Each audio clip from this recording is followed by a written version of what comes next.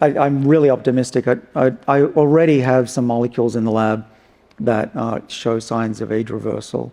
But there again, I want to build a Concorde real fast. Let's talk about a few of the molecules people have heard about.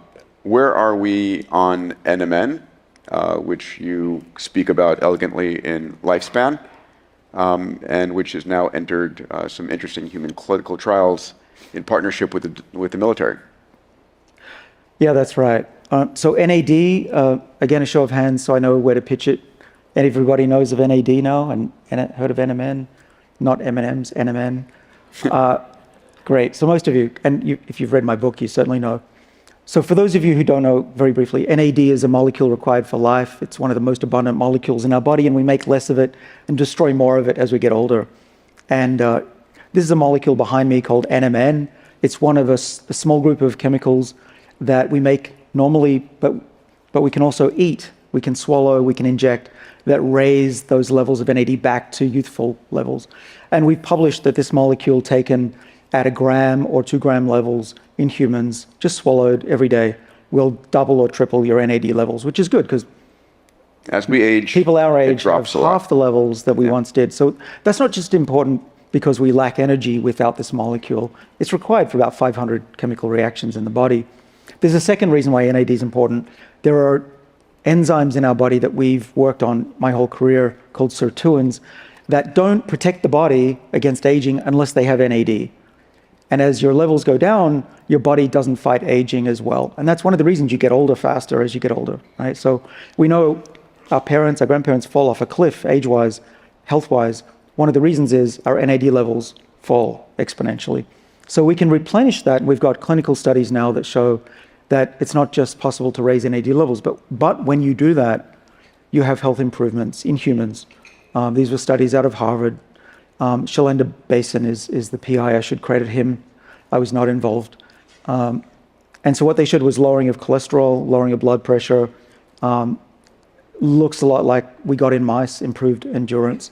So we're starting to learn that what we saw in the mice, which was, I haven't published this, but increased lifespan, improved health, less frailty, protection from radiation, which is why we should take these molecules while flying or taking an X-ray. Long story short, we're starting to see translation of what we discovered in mice occur in humans, and there are over I think we're starting our 6th human clinical trial with a version of NMN which is crystalline and stabilized. Now, I hope that gets on the market because it does belong in the hands of doctors sooner than later, because I think that it'll be used widely for many diseases. You might be wondering, what are these 5 clinical trials?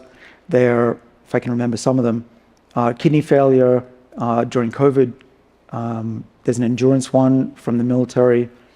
I got in trouble saying that a few years ago on Joe Rogan, but now they publicize it, so I'm okay telling you. This is the special forces are using it to help measure increasing strength, but also increasing cognitive focus during periods of extreme activity. Right. It's also being used for, brain fog after surgery. Yeah. And also in a cancer trial. So it's pretty broad, and I'm optimistic. At least one of those is going to be successful. Again, will the gentleman, Ed Schulach, who runs this, will be part of our longevity trip. We'll be seeing, it's Metro Biosciences, is that company, yes? Metro Biotech, thank you. Metro Biotech, yes. And so Ed is meeting with that team. We co-founded that company. Yeah. We both put our money in to build it, and he's the chairman. I'm the vice chairman of that. Amazing. And it's been a long study. People have heard about NAD now. We started this company about 11 years ago, so we've been at it for a while. Amazing. Finally, now, what we hope the FDA, because it's being considered as a potential drug, the FDA is looking to take it off as a supplement and until that study comes out. Is that where we are? Well, so yeah, there's a lot of rumors about that. So here are the facts. So NMN has not been taken off the market. I don't think it will be. There's precedent for that. The company Metro Biotech did start clinical trials about 6 years ago with NMN, and according to the Food and Drug Administration Act, if that happens, then the FDA should not allow additional permits to sell a supplement of the same material. Now, it's similar material. It's not exactly the same, but still the FDA came down with a ruling saying that it falls under that rule. Now, I want everybody to have access to anything. I'm all for health, not for profit, as a primary goal. So I'm hopeful that NMN will stay on the market. You've gone vegan. Have you always been vegan? No, I was pseudo-Mediterranean about 2 years ago, and which I thought was healthy. Red wine, cheese. It was a great life, but unfortunately I was losing my memory, and I really wasn't that. I mean, I was about 7 or 8 years younger than my actual age, according to Inside Tracker, a testing company. I met Serena Poon, who's here in the audience, who Peter's been referenced, I've been referencing. She's among other things, a nutritionist, but also a longevity expert, and a lot of things I don't know she does, and one of those things is what to eat. So she turned me on to veganism. Now, I would say I'm a struggling vegan. I still have butter and milk occasionally. I'll occasionally have some alcohol, but I do try to be plant-focused as much as I can. And I do, it turns out I love plant stuff. I love hummus and baba ganoush and all that stuff. So I don't just eat salads. But what surprised me when I switched to listen to Serena is that I measure myself in many ways, as I think you all know. I went back another 2 years in my biological age just in a couple of months after switching to that diet. So I've been convinced. Now, I think there are a lot of people who say, well, I got to have my meat, got to have my alcohol. I would say just try to temper it, especially the alcohol. Yeah, my father used to say, pan metron ariston, everything in moderation. Talk about mitochondria. I mean, the powerhouse, the whole NMN, NAD complex, but the number of mitochondria fall off as we age and the efficiency of them. That's one of the hallmarks of aging. Yeah, it is. So there are about a dozen hallmarks now. We keep adding on. And these are really underlying causes of aging. Mitochondrial dysfunction is one of them. Though I think that epigenetic changes drive a lot of these, including mitochondrial effects. Because when we reset the age of the cell, the mitochondria get rejuvenated, which is good news. Now, these power packs decline. NMN and boosters of NAD rejuvenate mitochondria. And that's been shown to be highly beneficial in animals and now in people.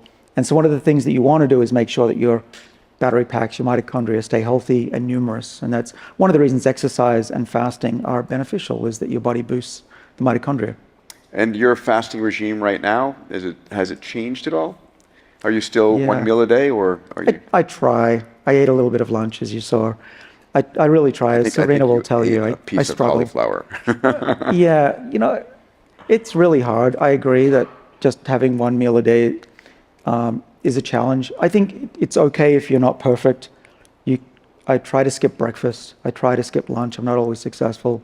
But in general, my average day looks like most of my calories are eaten within a 6-hour window. And so Do you feel you're getting enough protein to keep your muscle mass? We've talked a lot about the importance of muscle and reversing sarcopenia as we age. Yeah, I do. So I think if you don't pay attention to what you eat and you just eat lettuce leaves, you're not going to do it. But Serena and I are very careful. We focus on legumes, and we eat those plants that have high protein content and nutrition. And that's the key. You need to educate yourself on what to eat, not just when to eat. You pinned a tweet in which you talk about the factors that are counter to a longer, healthier life. Smoking, for sure. That's the worst. The worst. Alcohol intake. Again, new data says alcohol is worse than I even thought. So if you want your resveratrol, take the pill, not the red wine. Definitely. Okay. Waist size. What? Waist size. Yeah. So people who are overweight have, in general, an older epigenetic age than those who stay at a BMI between, say, 21 and 24. So that's a fact. So if you want to age slower, maintain your BMI in what's considered a healthy range. Inflammatory, CRP levels. Yep, I think it's... Yeah, it's called inflammation. Is the underlying killer for so much. For sure. And there are foods that you eat that can be inflammatory.